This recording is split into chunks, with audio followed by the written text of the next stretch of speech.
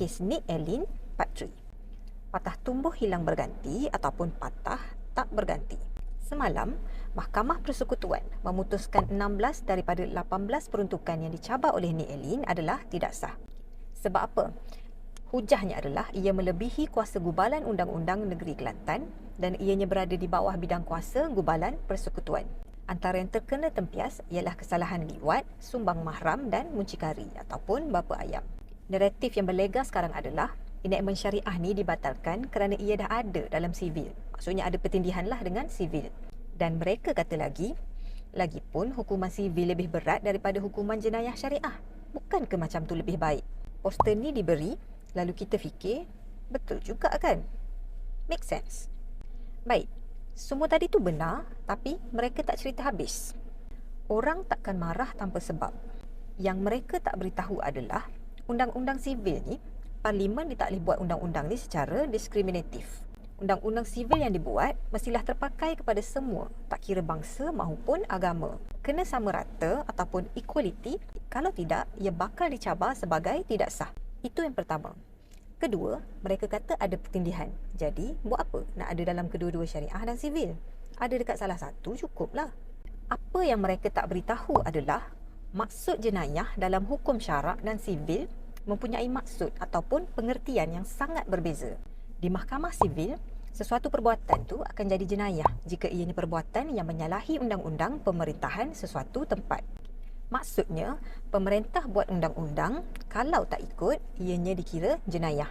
Berbeza dengan hukum syarak sebab dalam undang-undang syariah, perbuatan tu akan jadi jenayah jika ianya adalah larangan Allah. Pengertian yang berbeza terhadap jenayah ni menyebabkan pertimbangan hukuman yang berbeza. Pening? Tak berapa faham? Tak apa. Ini 3 contoh. Pertama, judi.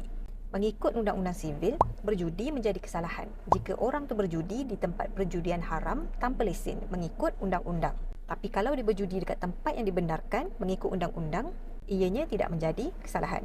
Dalam hukum syarak pula, kesalahan berjudi merupakan larangan perintah Allah. Tak kira sama ada ianya berlesen ataupun tidak. Kat sini anda perasan tak?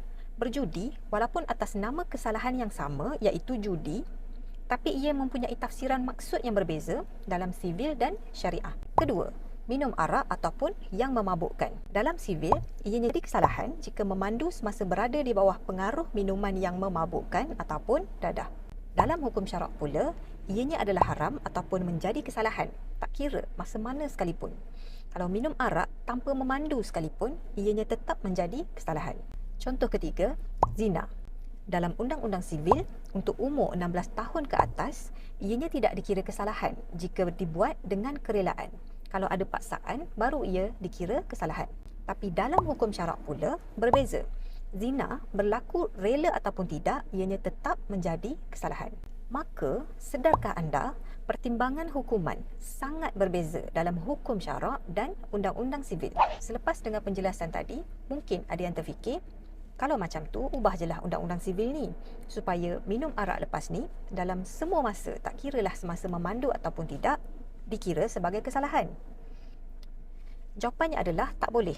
Kerana seperti yang diberitahu tadi, undang-undang sivil ni tak boleh diskriminatif ataupun tak boleh ada rules yang berbeza untuk agama yang berbeza. Kalau semua agama setuju, bolehlah buat macam tu. Tapi saya tak rasa agama lain akan setuju dengan undang-undang macam tu. Kerana sedar nilai Islam tak sama dengan nilai agama lain nilah umat Islam, iaitu kita mahu undang-undang syariah ini dilaksanakan di Malaysia walaupun ianya diskriminatif ataupun hanya terpakai kepada umat Islam sahaja. Walaupun dah ada dalam sivil, umat Islam masih nak mempertahankan jenayah syariah ni kerana jenayah syariah mampu memberi hukuman mengikut nilai Islam yang berbeza dengan nilai bukan Islam. Apa langkah ke hadapan susulan keputusan ni? Kerajaan Persekutuan perlu segera membuat pindaan kepada Perlembagaan Persekutuan untuk memperjelaskan kuasa mahkamah sivil dan mahkamah syariah. Definisi jenayah perlu dibuat tidak termasuk jenayah syariah. Oleh kerana sekarang ianya tidak jelas, mahkamah terpaksa membuat tafsiran mengikut pendirian hakim-hakim. Oleh itu, wakil-wakil rakyat tanpa mengira parti hendaklah memberi penekanan dan keutamaan kepada penyelesaian isu ini yang patah akan tumbuh diganti hanya apabila langkah ini diambil serius oleh ahli parlimen kita. Kami mengharapkan anda terus istiqomah.